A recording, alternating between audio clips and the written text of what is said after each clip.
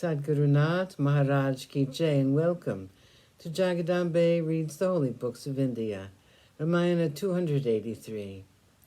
As you may remember, Sita was really despairing. I do not know where Rama is, and I'm still alive, parted as I am from my Lord, who is like my very life to me. It is a wonder I'm able to live. I must have committed some great and dreadful sin in my previous life, and this suffering is punishment for it. Sita's grief was painful for Hanuman to watch, and still he sat quietly on the top of the Shimshupa tree. When the Rakshasis were debating about killing Sita, a wise and good Rakshasa woman, Trijata by name, came to them and said, "Please do not talk like this. If you are hungry, you can eat me up.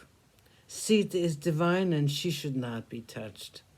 I had a dream, and I will relate it to you. I saw Rama wearing a garland of white flowers, and he was wearing white silks.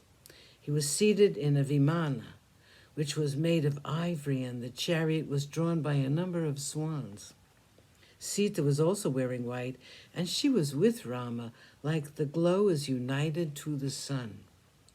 Rama was seated on an elephant with 4 tusks, and with him was Lakshman. They came to Sita riding on an elephant. Sita was placed on the elephant by Rama, and I saw them flying in the sky. The elephant came and halted before our city. Rama came in a chariot drawn by 8 bulls. I then saw the entire world swallowed by Rama, and it was a fearful sight. In the midst of the milky ocean could be seen a white mountain rising to the surface. On its top was the elephant, and riding the elephant could be seen Rama, Lakshman, and Sita. I saw Rama in another place. He was sitting on a rich and costly couch, and he was facing the east. He was being crowned by the rishis, and the devas were worshipping him. This Sita was seated by his side, dressed in pure white. To me, Rama appeared to be the Lord Narayan. He was the Parabrahman. The heavenly host was around him, and divine music could be heard. I then saw Rama with Sita and his brother seated in the vimana by name Pushpaka, and it was traveling toward the north. I saw Ravana with oil smeared on his body, wearing red clothes, and wearing a garland of Karavira flowers. He fell from the Pushpaka, and he now wore black garments, and he was being dragged by a woman. I saw him in a chariot drawn by donkeys, and it was going toward the south. He was drinking oil, and he was laughing loudly. Kumbhakarna, too, was seen by me sinking in a mire as Ravana did. The sons of the king were all seen by me.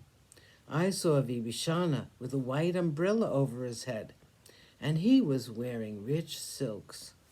He was crowned, and he went toward Rama seated on an elephant. I saw the city drowned in the sea. I also saw this Lanka, which is dear to Ravana, burnt by a monkey sent by Rama. According to what I have learned about the language of dreams, I do understand my dream to mean that Rama will kill Ravana and all his men. Rama will take Sita with him. Do not talk harshly to her. Be gentle with her, so that later when Rama takes her back, she will remember to be kind to you and not punish you for your ill treatment. Sita, in the meantime, was weeping to her heart's content. She had no more tears to shed, and she thought that she would kill herself.